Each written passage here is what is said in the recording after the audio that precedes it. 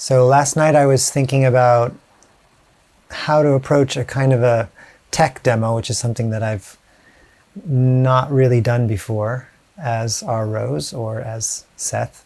And I wanted to sort of demonstrate some of the simple kind of psychoacoustic principles that inspire me, and also show how you can make something from almost nothing, which is how I often approach things, looking for unpredictable or interesting phenomena with very simple building blocks. So there's a phenomenon that takes place when we have two tones that are very close in frequency, but not identical. That is known as beating. We hear the difference between the frequencies as its own rhythm. So I wanted to just start by showing an oscillator in the program Max, which allows you to sort of easily create a simple, very pure digital oscillator. This is just basically the preset you load up, and it has a 440 hertz oscillator, which is just a sine wave. And I have two of them together, and if they're both 440 hertz, then we hear that tone. And it just sounds like one tone.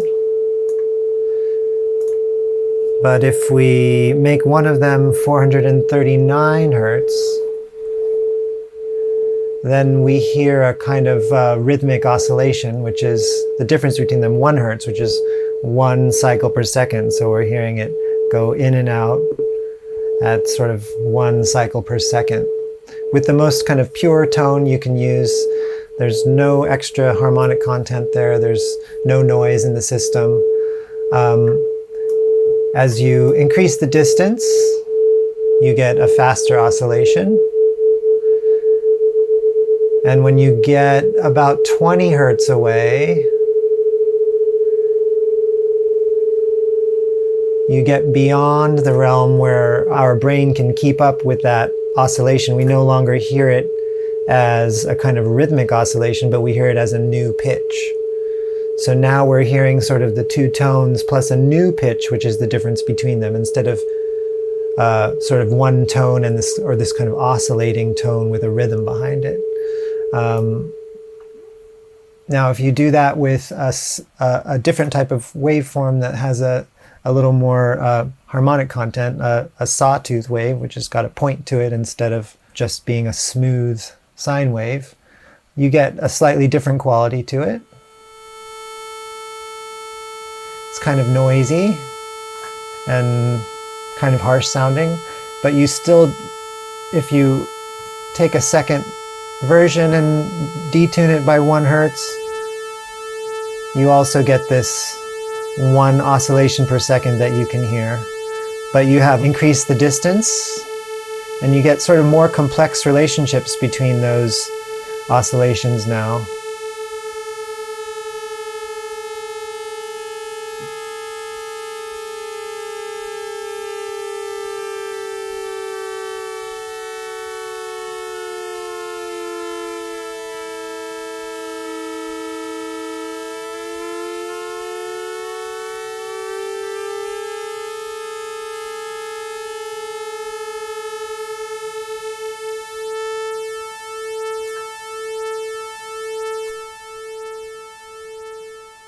So that whole phenomenon right there, which is so simple, that's just taking a basic oscillator and detuning it. It's sort of the 101 of any kind of synthesis. Within that, I find so much inspiration and so much complexity. And when I approach this stuff, I tend to really spend a lot of time in these very seemingly simple areas and find something really complex with that. So what I did was I thought, well, now how could I sort of quickly make a kind of sketch of a kind of Rrose track using the same idea? And if I load Ableton Live here, I thought, well, there's a very simple way to make an oscillator without even using an oscillator. You can use a filter if it's resonating enough, it kind of self-oscillates and becomes an oscillator. So there's a filter I like to use. It has it models analog filters, so it has a bit of built-in noise in the system. It's a low-pass filter, and if we just make it resonate enough, this is meant to filter a sound coming into it, but we have no sound coming into it. We have a blank channel here. So what I'm just going to do is turn up the resonance until I hear something. So it's resonating at this frequency, which is very harsh, 5,000 hertz.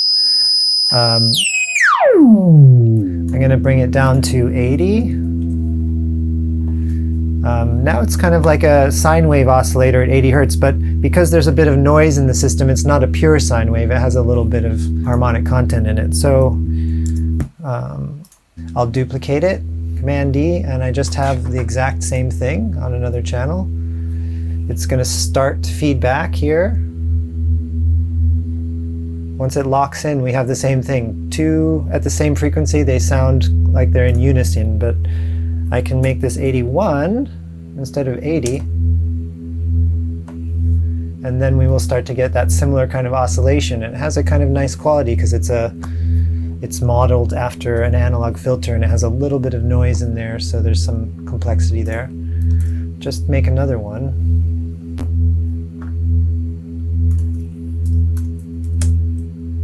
Make that 82, and we'll let it start to feed back.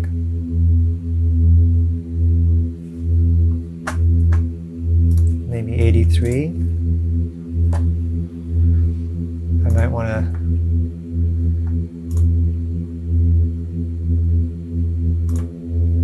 change the type so it's a little bit noisier.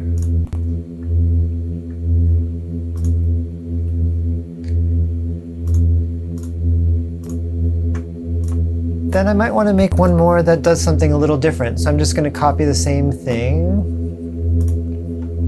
but instead of that being a low one, maybe I want it to be higher, which might be a little harsh, but maybe I want it to sort of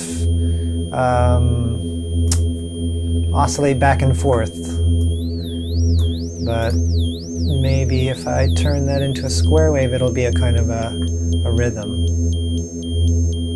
a bleeping rhythm. So I haven't used any synthesis or any audio yet here. These are just 4 filters. But one thing that's nice is that when you stop it, if we wait a minute, we'll see that all of those filters will slowly start to feed back kind of together, and I like watching that. I find sometimes I end up recording stuff while the transport is completely stopped, and I might just find that I stopped something and I've got a bunch of effects going and feedback going, and then suddenly something interesting happens and I'll record that when the sequencer isn't even running. So, but I wanted to show, last night when I thought of this idea, I just spent a few more minutes on it, and we can see how it sounds after a few more minutes. Similar, but I put a little more effort into the higher frequency. So it's similar to what we just made, but you can hear the feedback creeping in. I just added a couple of simple effects, a delay, and a filter, a notch filter that takes a portion of the sound out and kind of moves through the frequency range, taking some section of the sound out. That's a type of filter that I like to use a lot. So this is with the sequencer stopped and then started. The one high sound has a little bit more complex activity now from going through a delay and being filtered a couple of times. But this is a pretty good start to something.